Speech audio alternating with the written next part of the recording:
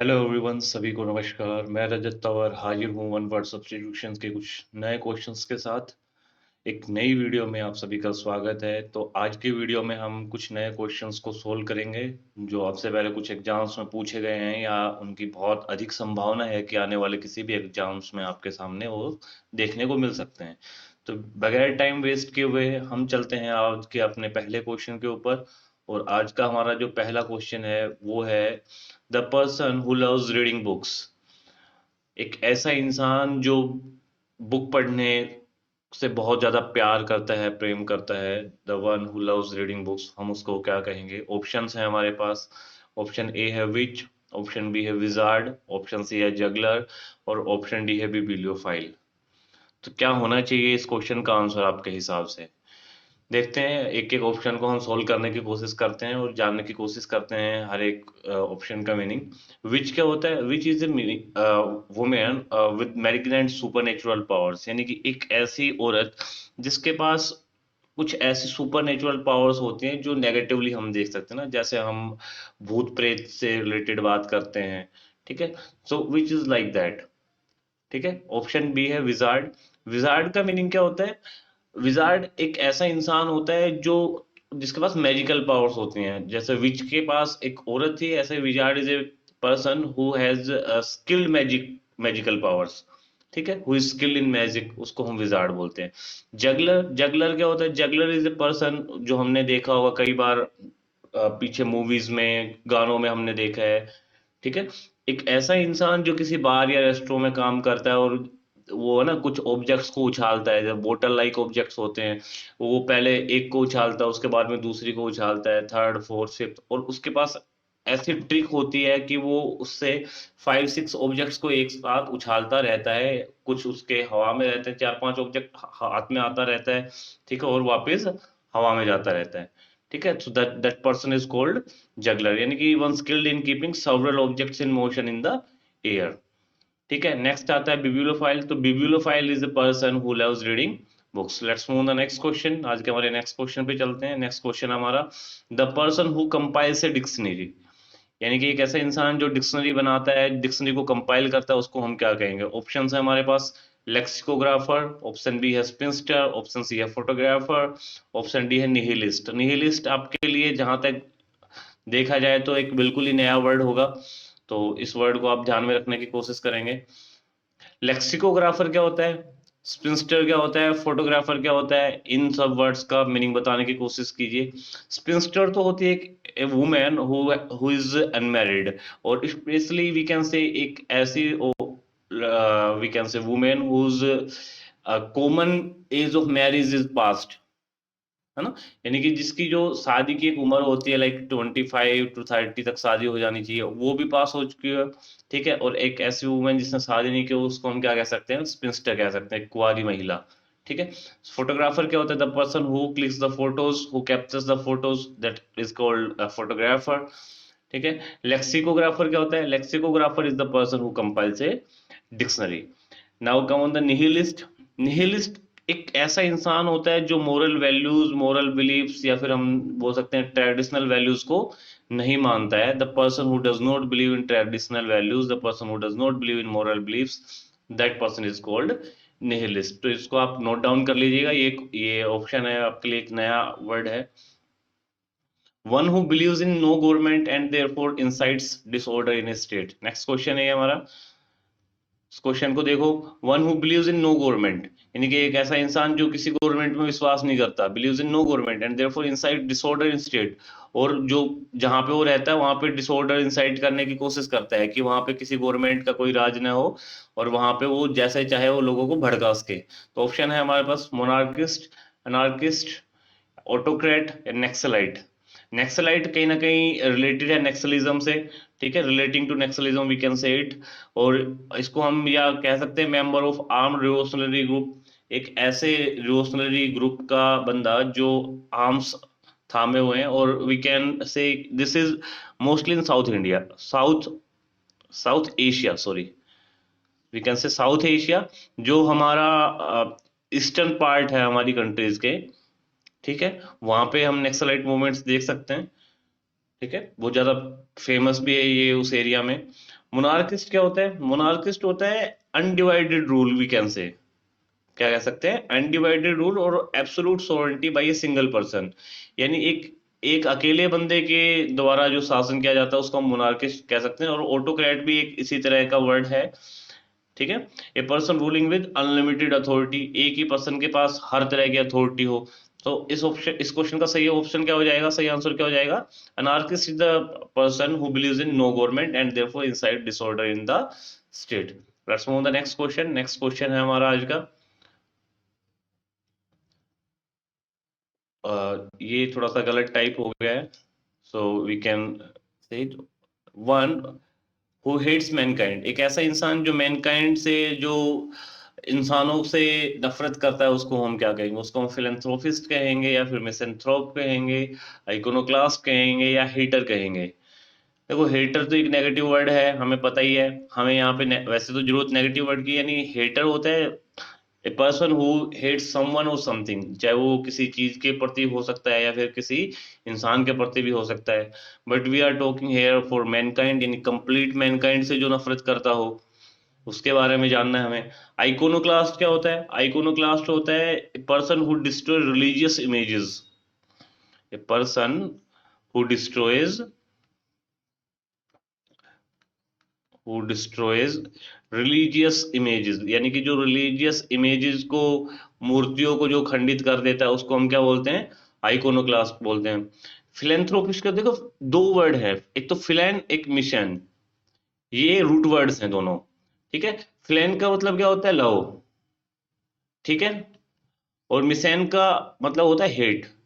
दोनों different word है, दोनों अपोजिट वर्ड है, ठीक है। और इन्हीं से मिला के बहुत सारे वर्ड बनते हैं, तो इन दोनों वर्ड्स को आप ध्यान में रखने की कोशिश कीजिएगा। फ्लेन का मतलब होता है लव, और मिशन का मतलब होता है हेट। तो मिशनथ्रोप क्या हो गया? A person who hates mankind. और फिलेंथ्रोपिस्ट क्या हो गया? जो a person who loves mankind, और जो लोग दूसरों के भले के लिए काम करता है, ठीक है, that person is called philanthropist, ठीक है। नेक्स्ट क्वेश्चन हमारा, one who flies an aeroplane, aeroplane वाले को हम कहेंगे, ऑप्शन है हमारे पास बोरो, ऑप्शन बी है स्लो, ऑप्शन है हमारे पास बो, या फिर ऑप्शन हमारे पास एविएटर। तो देखिए, वैसे तो आप इतने समझदार हैं, आपको पता चल ही गया होगा इस क्वेश्चन का सही आंसर क्या होगा, एविएटर। बट हम इस क्वेश्चन में मेनली करेंगे इन थ्री ऑप्शंस को। इन तीनों ऑप्शंस का क्या क्या मतलब है? देखो, बोरो क्या होता है? बोरो होता है एक ऐसे हाउसेज का ग्रुप जो बहुत पुराने हैं और बहुत पुराने जमाने के बने हुए हैं, यानी कि we can say medieval time के जो बने हुए हैं ना, ये medieval fortified group of houses. अब ये किसके लिए बनाया गया था? Forming a town with special duties, जिनकी स्पेशल ड्यूटी होती थी, ठीक है, उसको हम बोरो बोलते थे। फिर स्लो क्या होता है? स्लो होता है एक ऐसी जगह जहां पे बहुत नीचे तक, बहुत गहराई तक कीचड़ होता है, a place with deep mud, उसको हम बोल सकते हैं slow. A place with deep mud, ठीक है, उसको हम क्या बोलेंगे? स्लो, ठीक है। नेक्स्ट आता है हमारे पास एविएटर, यानी कि the person who flies aeroplane. और वो होता है branch of a tree, branch of a tree को हम क्या बोलेंगे? बो। इसके बारे में नेक्स्ट क्वेश्चन आता है हमारा, नेक्स्ट क्वेश्चन पे चलते हैं। नेक्स्ट क्वेश्चन हमारा, a place where leather is made, ये क्वेश्चन पहले भी रिपीट हुआ है। A place where leather is made, तो उसको हम क्या कहेंगे? उसको हम मोनेस्ट्री कहेंगे, टेनरी कहेंगे, मोर्चुरी कहेंगे, या फिर सिमेट्री कहेंगे। और एक वर्ड और नोट कर लीजिए, उसको हम बोल सकते हैं क्रीमेट्री। ये दोनों एक जैसे वर्ड हैं, एक जैसे बोले जाते हैं, और उनके एक जैसे से ही मीनिंग है, सिमेट्री एंड क्रीमेट्री। तो मोनेस्ट्री क्या होता है? मोनेस्ट्री एक ऐसी जगह होता है जहां पे साधु लोग रहते हैं, a place for Monks,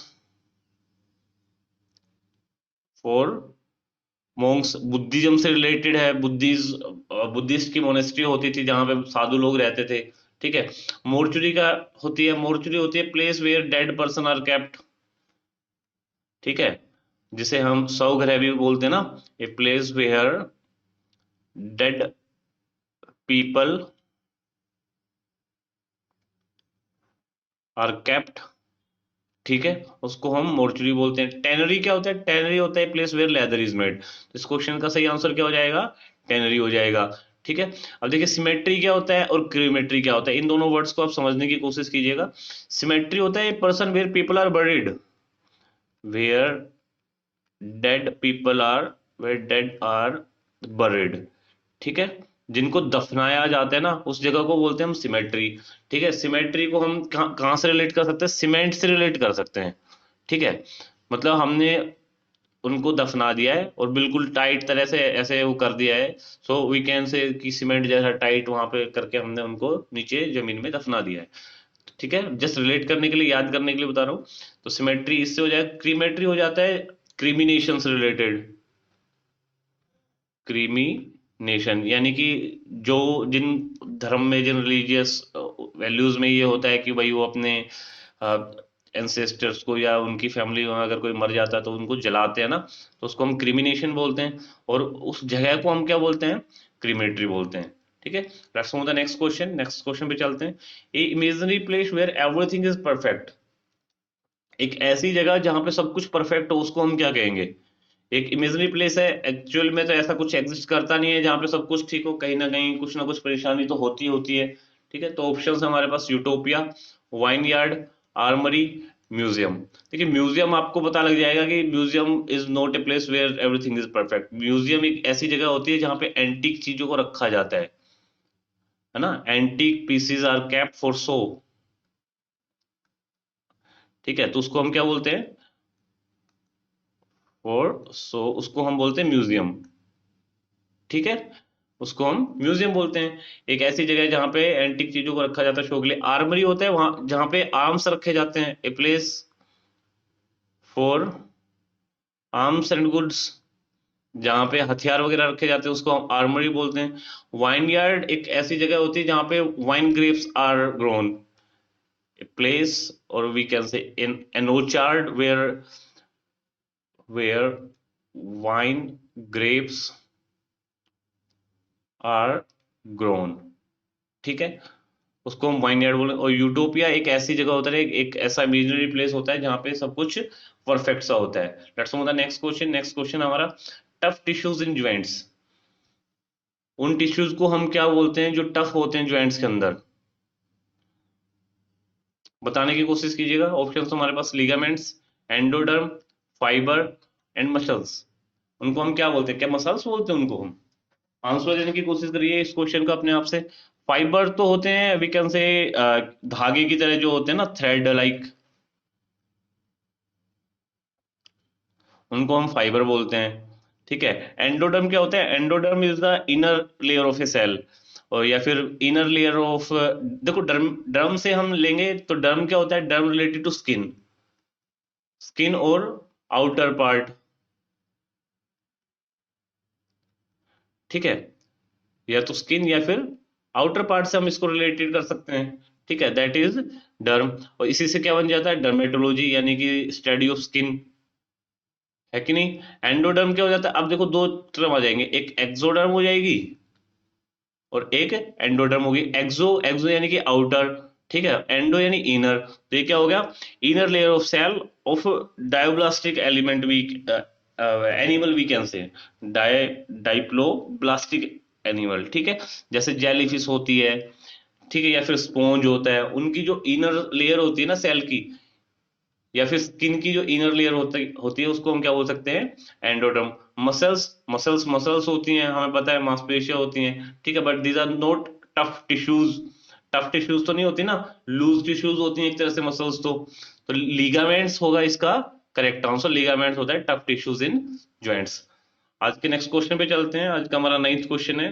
next question, the doctor who specialize in treating person with mental aberrations, ये कुछ स्पेस होना चाहिए था, यहाँ पे स्पेस नहीं है। A person who specialises in treating person with mental aberrations, यानी एक ऐसा डॉक्टर जो मेंटल रिटायर्डनेस के रोगियों के ऊपर काम करता है, या जो लोग मेंटली अफेक्टेड है उनके ऊपर काम करता है, उसको हम क्या बोलेंगे? उसको हम फ्लोरिस्ट बोलेंगे, साइकेट्रिस्ट बोलेंगे, ऑप्टोमेट्रिस्ट बोलेंगे, या साइकोलॉजिस्ट बोलेंगे? लास्ट ऑप्शन से शुरू करें फर्स्ट से? चलो फर्स्ट ऑप्शन से शुरू करते हैं, तब तक आप आंसर बताने की कोशिश कीजिएगा। फ्लोरिस्ट क्या होता है? फ्लोरिस्ट होता है एक ऐसा इंसान जो या तो फूल बेचता है या फूल ग्रो करता है। ए पर्सन हु सेल्स और ग्रोज फ्लावर्स फॉर सेल, उसको हम क्या बोलेंगे? फ्लोरिस्ट बोलेंगे। ठीक है। ऑप्टोमेट्रिस्ट, देखो ऑप्टोमेट्रिस्ट, ऑप्टो किससे, ऑप्थेल्मोलॉजी या फिर ऑप्टिशियन, आंखों से रिलेटेड आ जाता है ना, रिलेटेड टू आईज। तो ऑप्टोमेट्रिस्ट क्या होता है, एक ऐसा इंसान, एक ऐसा doctor, a specialist licence to practise optometry, जिसके पास लाइसेंस होता है कि वो ऑप्टोमेट्री के ऊपर काम कर सकता है। ठीक है। जैसे चश्मे बना सकता है ना, स्पेक्टिकल्स बना सकता है आपके, या फिर आपकी आंखों आई टेस्ट कर सकता है। ठीक है, कि आपकी आई साइट कैसी है, उसको हम क्या बोलते हैं, ऑप्टोमेट्रिस्ट। अब दो वर्ड रखे एक जैसे, साइकोलॉजिस्ट एंड साइकेट्रिस्ट, क्या आंसर होना चाहिए इसके आपके हिसाब से? तो साइकेट्रिस्ट तो होता है एक ऐसा person who specialises in treating person with mental aberration, उसको हम बोलेंगे साइकेट्रिस्ट। और साइकोलॉजिस्ट होता है एक ऐसा इंसान who specialises in the study of mind, जो दूसरों के माइंड रीडिंग के अंदर काम करता हो, उसको हम बोलते हैं psychologist. Let's move on the last question of today's class. आज की क्लास का हमारा लास्ट क्वेश्चन है, उस पर चलते हैं। The person who walks in sleep, ये क्वेश्चन भी पहले रिपीट हो चुका है। The person who walks in sleep, अब देखिए आप इतने क्वेश्चन कर चुके हैं पिछली 9-10 क्लास में, और उनके फिर मान लो 10 क्वेश्चन हम कर रहे हैं एक क्लास में, और प्लस में तीन ऑप्शन ऐसे हैं जो हर एक क्वेश्चन में आते हैं हमारे लिए नए। तो एक क्वेश्चन एक क्लास में हमारे लिए ऑलमोस्ट 40 क्वेश्चन होते हैं। ठीक है। और 40 × 10 यानी 400 ऐसी क्वेश्चन हम कर चुके हैं, तो हमारे पास अब क्वेश्चन रिपीट होके आने लगे हैं। ठीक है। 200 more questions you have to do. उसके बाद में आपको वन वर्ड सब्स्टिट्यूशन में कुछ भी देखने की जरूरत नहीं है।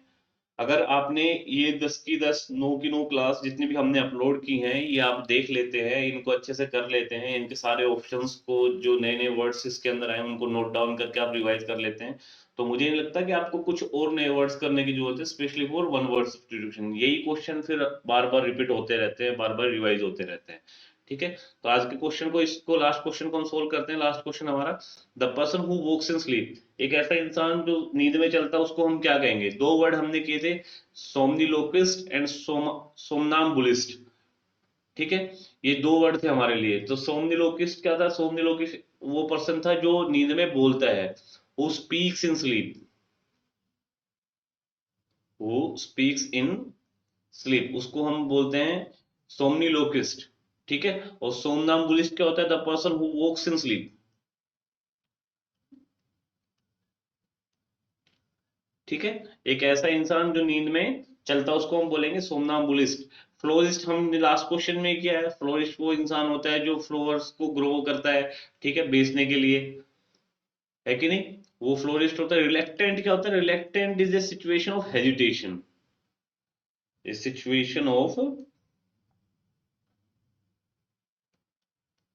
हेजिटेशन। ठीक है। तो इसको हम क्या बोलेंगे? रिलेक्टेड, रिलेक्टेंट। ठीक है। तो ये 10 क्वेश्चन थे आज के लिए। आज की क्लास में हम इतना ही रखना चाहेंगे, क्योंकि फिर वीडियो ज्यादा लेंथी हो जाती है। हम यही कोशिश करते हैं वीडियो को कम से कम देर के लिए रखें, और कम से कम टाइम में आप ज्यादा से ज्यादा क्वेश्चंस को कर पाएं। तो आज की क्लास में इतना ही। थैंक यू, जय हिंद। वीडियो अच्छी लगे तो आप इसको लाइक कीजिएगा, दोस्तों के साथ शेयर कीजिएगा, चैनल को सब्सक्राइब करके रखिएगा, ताकि आने वाली अपडेट्स आपको मिलती रहें। Thank you.